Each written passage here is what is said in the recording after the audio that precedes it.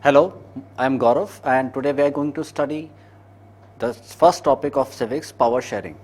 This topic is very important to understand the federal system of government and centralization and decentralization system of the government. Today we are going to cover the topics among this chapter power sharing is what is power sharing, the case study of Belgium and Sri Lanka, and why power sharing is important and what are the solutions both countries offer in their respective communities. So let's start. Well, you must have read and studied the chapter French Revolution. उसके बाद आपने पढ़ा होगा Russian revolution और उसके बाद आपने पढ़ा होगा the socialism in Europe and Russian revolution. In chapters में और उसके बाद आपने नाजिज्म भी पढ़ा होगा. तो इन चैप्टर्स में सबसे बड़ी प्रॉब्लम अगर आपने देखी हो तो वो ये थी कि फ्रांस में जहाँ पे लुइस 16 के हाथ में सारी ताकत थी, लुइस 16 अपनी ताकतों को बांटना नहीं चाहता था. फिर आपने पढ़ा next chapter socialism in Europe and Russian revolution. उस चैप्टर में आपने पढ़ा होगा कि जार निकोलस अपनी ताकत को ड्यूमा में बांटना नहीं चाहता था, वो सारी ताकत अपने हाथ में रखना चाहता था. नाजिज्म में आपने पढ़ा होगा कि किस तरीके से हिटलर ने सारी ताकत अपने हाथ में रखी, वो जर्मनी का डिक्टेटर बना. So when the complete power is concentrated in one hand, it is called unitary system of the government. And when government tries to control the entire power within a single hand, this system is called dictatorship. This system is called highly centralized system, unitary form of government. और इस system में जो भी country के citizen होते हैं, right, they suffer a lot. उन्हें लगता है कि उन्हें suppress किया जा रहा है, उन्हें दबाया जा रहा है. और इस सिस्टम को हम डिक्टेटरशिप इसलिए कहते हैं क्योंकि इस सिस्टम में जो सरकार होती है वो कॉन्स्टिट्यूशन से, पार्लियामेंट से नहीं बल्कि अपनी इच्छा से चलती है. पावर शेयरिंग का मतलब होता है इस सिस्टम को डिसेंट्रलाइज करना. डिसेंट्रलाइज का मतलब होता है कि इस सिस्टम में सारी की सारी ताकत किसी एक आदमी के हाथ में नहीं होती है. सोचो कि अगर फ्रेंच रेवोल्यूशन में लुइस 16 के अलावा भी एक लेजिस्लेटिव, एग्जीक्यूटिव या जुडिशरी उस सिस्टम को मैनेज करती तो क्या फ्रांस का रेवोल्यूशन होता? शायद नहीं. अगर उसी चैप्टर में जैकोबिन क्लब में मैक्सिमिलियन रॉबेस्पियर अपने कंट्री के, अपने क्लब के मेंबर्स की बात सुनता तो क्या उसका मर्डर होता? नहीं होता.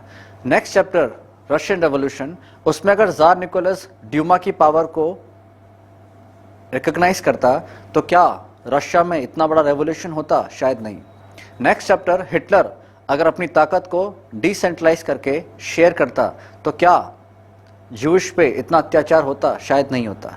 तो ये सिस्टम होता है यूनिटरी सिस्टम जहां पर कंप्लीट डिक्टेटरशिप होती है. अब हम बात करते हैं पावर शेयरिंग की. Power sharing is a system where government decentralize its power and distributes its power within some organ और विद इन सम लेवल. इस चीज को और अच्छे से समझने के लिए we are going to study the case studies of Belgium and Sri Lanka. Well, Belgium and Sri Lanka are the country where one country, Belgium, is situated in the European continent and Sri Lanka is situated in the Asian continent. तो let's study कि इन दोनों country ने अपने यहाँ पर किस तरीके से power share की और उसका क्या benefit या फिर क्या नुकसान उनको झेलना पड़ा. तो before studying Belgium, let's have the geographical map of Belgium.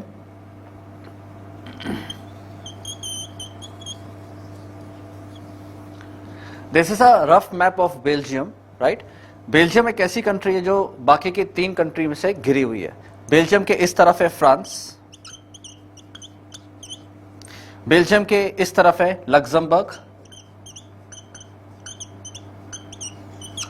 Belgium के इस तरफ है द नीदरलैंड्स,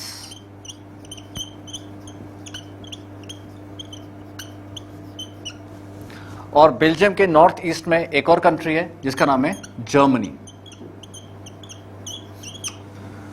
तो आप देखो बेल्जियम किस तरीके से 3 बड़ी कंट्री से घिरा हुआ है और एक छोटी कंट्री से.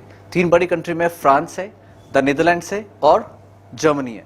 ना अगर आप बेल्जियम की ज्योग्राफिकल सिचुएशन को और जियोपॉलिटिकल सिचुएशन को देखो तो बेल्जियम के मेनली 2 बड़े रीजन्स हैं. इनमें एक रीजन का नाम है फ्लेमिश और दूसरा रीजन जो साउथ बेल्जियम है उसका नाम है वेलोनिया। बेल्जियम की जो राजधानी है वो फ्लेमिश रीजन में और उस राजधानी का नाम है ब्रुसेल्स। तो ये ब्रुसेल्स है। बेल्जियम एक ऐसी कंट्री जिसको 1815 में बसाया गया था और इसको नीदरलैंड के पास में और फ्रांस के पास में बसाया गया था, इन दोनों के बीच में बसाया गया था। तो आप जाहिर सी बात है देखेंगे कि when Wallonia region will be inhabited, it will be habitated by which community? French community. And this region, which is called Flemish, this Flemish region was inhabited by the people from Netherlands. और Netherlands के लोगों को कहा जाता है Dutch. तो यहां पर जो लोग रहते हैं वो कौन है? डच। और यहां पर जो लोग रहते हैं उन्हें वो हम बोलेंगे फ्रेंच। और कुछ जर्मनी के भी लोग बेल्जियम में रहते थे लेकिन उनकी संख्या बहुत ही कम थी, तो हम लिखते हैं जर्मन। अब हम बात करते हैं कि यहां पर रहने वाली पॉपुलेशन में कितने लोग किस परसेंटेज में रहते थे। तो जो डच थे वो लोग यहां पर मेजोरिटी में थे, वो लोग यहां पर लगभग 59% थे। फ्रेंच लोग यहां पर थे 41% और जर्मन थे सिर्फ 1%। तो यहां पर मेजोरिटी कौन है? ऑफ कोर्स यहां पे मेजोरिटी है डच। नाउ मेजोरिटी माइनॉरिटी क्या होती है मैं आपको समझाता हूं। किसी भी कंट्री में जब किसी लैंग्वेज, किसी रिलीजन या किसी कास्ट के लोग पॉपुलेशन वाइज ज्यादा होते हैं तो जो ज्यादा पॉपुलेशन होती है उसे हम मेजोरिटी बोलते हैं। इसके अलावा जितने भी लोग होते हैं रिस्पेक्टिव कम्युनिटी के उन्हें हम माइनॉरिटी बोलते हैं। तो यहां पर जो डच थे वो क्लियर कट मेजोरिटी में थे। उसके बाद आता है फ्रेंच का नंबर जो 41% है और उसके बाद आता है जर्मनी का नंबर जो कि 1% है। नाउ यहां से प्रॉब्लम स्टार्ट होती है। यहां पे फ्रेंच लोग थे तो माइनॉरिटी में but they were resourceful and they are more powerful than Dutch people, right? Now this was resented by Dutch. The Dutch wanted their government to be a majoritarian government. Now understand the term majoritarian. Majoritarian का मतलब होता है a system when government tries to administrate the country as per the wishes of majority, undermining the rights of minority and their opportunities also. So when government tries to control entire country according to wishes of majority and completely ignores the wishes and opportunity of minority, it is called the system of majoritarian. Dutch wanted their government to be a majoritarian government. इसका मतलब Dutch अपनी सरकार से चाहते थे कि वो French से उनके राइट छीन के डचेस को दे दे, right? Now Belgium had one more problem. In the capital of Brussels French were in majority and Dutches were in minority. When Dutch demanded their government to be completely majoritarian government, this created a lot of conflict, and this conflict was turning into civil war, and government attempted to stop this civil war at any cost. So government tried to solve this problem by giving them a formula, and this formula was power sharing. Power को share कर दिया वहां की सरकार ने, ठीक है? तो अब देखते हैं कि वहां की सरकार ने पावर को किस तरीके से शेयर किया, राइट? तो सबसे पहले वहां की सरकार ने इस चीज को एक्सेप्ट किया कि हमारे बीच में डिफरेंसेस हैं, हमारे बीच में एक कल्चरल डिफरेंस है, आप लोग डच हो, हम फ्रेंच है, राइट? और उनकी सरकार ने सबसे पहले उन डिफरेंसेस का रिस्पेक्ट करना स्टार्ट किया। तो वहां की सरकार ने वहां के डिफरेंसेस को रिस्पेक्ट करने के बाद एक ऐसा फॉर्मूला बनाया जिस फॉर्मूले से उन्होंने फ्रेंच को और डच को दोनों कम्युनिटी को सेटिस्फाई किया। Let's discuss the formula.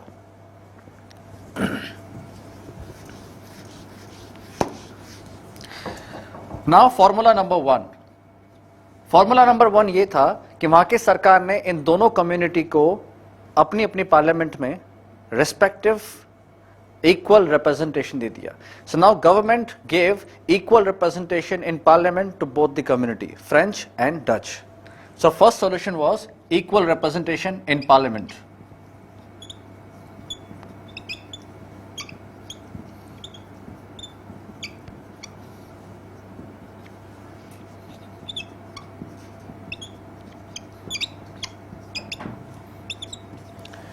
Solution number second, as I said कि ब्रुसेल्स में फ्रेंच लोग मेजोरिटी में थे बट डच लोग माइनॉरिटी में थे, और पूरी कंट्री में डच लोग मेजोरिटी में थे लेकिन फ्रेंच लोग माइनॉरिटी में।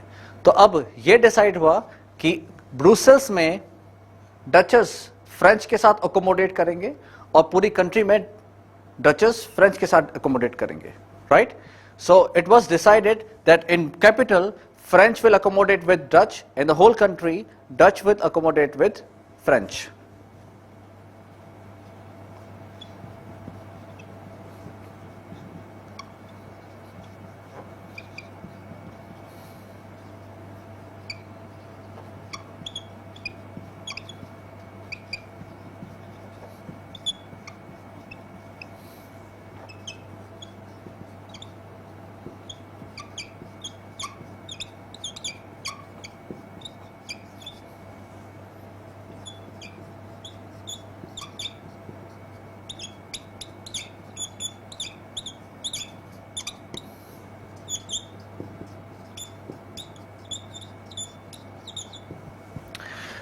All right, so these were two solutions. Now solution number 3. Solution number 3 ये था कि वहां की जो स्टेट गवर्नमेंट होगी वो अब सेंट्रल गवर्नमेंट के अधीन नहीं रहेगी. So the state government will not be subordinate of the central government. Both the government will share equal power, right? So it was solution number 3.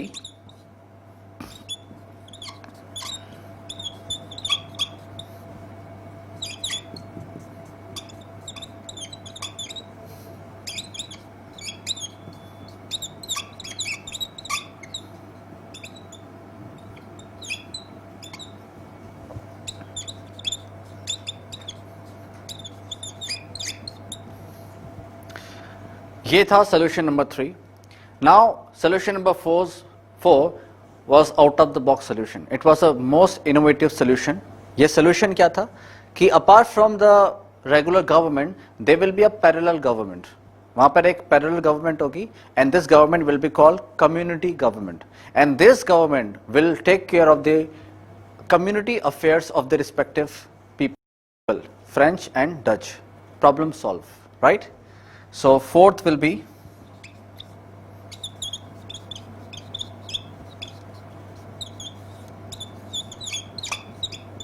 community government. Now these 4 solutions had really worked with Belgium, and within some years Belgium had become completely peaceful country where Dutch and French people, rather than fighting among themselves, try to consolidate their country with their respective contribution. And within some years Belgium along with entire subcontinent had become so strong, so economic strong country that the UN had official headquarters in Brussels. Why? Because it wanted to show the world that it is a role model country. It is a role model country that believed in power sharing among its people, and because of the power sharing this country became completely independent from civil war, mutual conflict, and the role model for other country to follow. So this was the case study of Belgium, right? Now we are going to study the case study of Sri Lanka, another country, but this country was in Asian continent. So let's study the case study of Sri Lanka.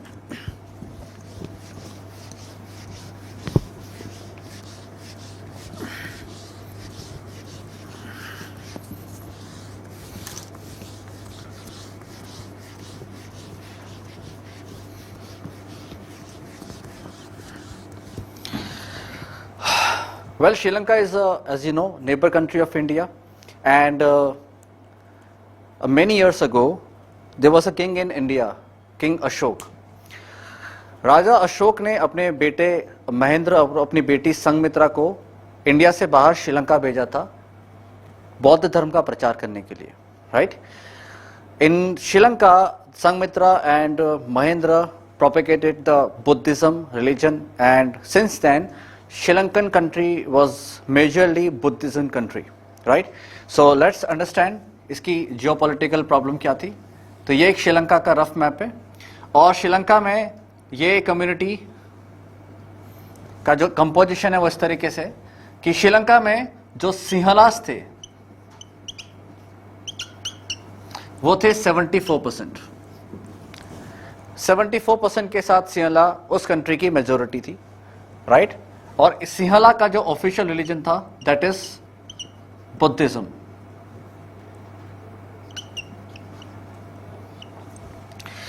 Sinhala people followed Buddhism, while the other community that existed in Tamil Nadu and migrated in Sri Lanka was Tamils. Now there was some Tamils who were local in Sri Lanka, and there was some Tamil who migrated from Tamil Nadu to Sri Lanka. So total population of Tamil people were 18%, and out of this 18%, 13% people were local Tamil, Sri Lankan Tamil जिसको हम कहते हैं,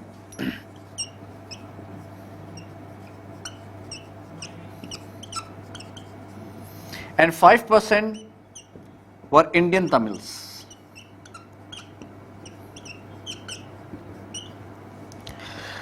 During the time of British era, these Indian Tamil people were forced to work in a plantation of Sri Lanka, and that's how their ancestors migrated from India to Sri Lanka and they inhabited this area. ये पूरा area जिसको आप देखते हैं east Sri Lanka और north Sri Lanka, यहाँ पर रहते थे बेसिकली तमिल लोग, और ये बाकी का जो एरिया है यहाँ पे लोग कहते थे सिंहलास, जो ऑफिशियल बुद्धिज्म को फॉलो करते थे। ना जो तमिल्स हैं ये हिंदू भी थे और मुसलमान भी थे। नाउ इनके बीच में कोई प्रॉब्लम नहीं थी, लेकिन प्रॉब्लम स्टार्ट हुई 1956 से। 1956 में government of Sri Lanka declared that from now onwards Sinhala will be their official language and Buddhism will be their official religion. It was declared in 1956.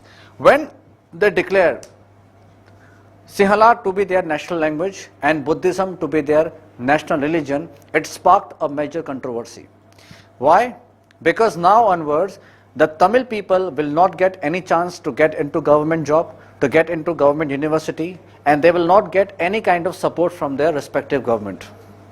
It sparked a major controversy, and this controversy became their bone of contention, their bone of conflict. Now the Tamil people demanded their country's government कि उन्हें भी साथ में equal right दिया जाए, but उनकी government ने उन्हें equal right देने के बजाय उन्हें suppress करना start किया। उसके बाद Tamilians became so violent, so angry that they started making radical political organization. Radical political organization वो ऑर्गेनाइजेशन होती है जो किसी भी समस्या को वॉलेंट तरीके से सॉल्व करती है। तमिल लोगों ने काफी समय से शांत रहने के बाद वॉलेंट्री रिएक्ट करना स्टार्ट कर दिया, और उन तमिल्स ने अपनी श्रीलंका सरकार से मांग की कि ये जो पार्ट श्रीलंका का है, जिसको अपन बोलते हैं ईस्टर्न पार्ट, नॉर्थ पार्ट, इस पार्ट को श्रीलंका से अलग कर दिया जाए और इस पार्ट को तमिल ईलम डिक्लेयर किया जाए। ईलम मतलब होता है तमिल लैंग्वेज में स्टेट। तो उन्होंने अपनी कंट्री से डिमांड की कि इस पार्ट को सेपरेट कर दिया जाए, डिवाइड कर दिया जाए, and this part to be declared as a Tamil Eelam. Now they demanded their respective government Tamil Eelam, but the government completely denied their demand. So they became so violent and they started organizing its people and requested its people to violently react to the government. And now they formed a most dreaded terrorist organization in the world. And this terrorist organization was LITTE. The full form of LITTE was Liberated Tigers of Tamil Eelam.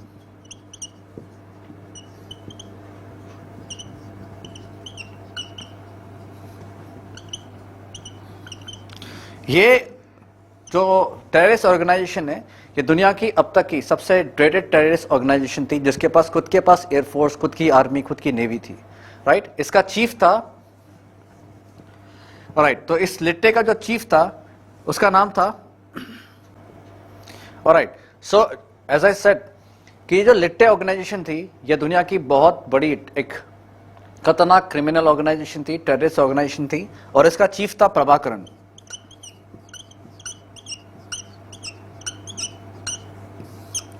Or now LITTE demanded their government to form a Tamil Eelam, and when government denied it, the government refused it, they started reacting it violently. Sri Lanka within some years became so intensely violent country that even India had to interfere in their internal affairs. When India tries to interfere in their community affairs, in their country's affairs, even Litte did not like it, and they killed one of our Prime Minister, Mr. Rajiv Gandhi. So you can understand the violent and tense situation in Sri Lanka. The country which was geographically placed so well among the borders of India, the country which was situated in the Indian Ocean, the country which shared its boundary with India, the country which was so progressive, so economically prosperous, did not share its power with its people. And now within some years, this country was caught in a grip of civil war. Why? Because it did not share power with its people. So student, you have seen that if any country, no matter however it's small or big, shares the power within its people, this country become highly developed country. And if the country does not share power among its community within its people, can completely ruin and destroy its own culture, economics, and society also. So that is how power sharing becomes a strong emotions if you really want to make your country progress and develop. And with this, we are going to end this first chapter of power sharing. Next chapter, we will study what is power sharing, other aspect like why power sharing is important, and if power sharing is done in India, how? What are the other forms of power sharing in India? Thanks a lot.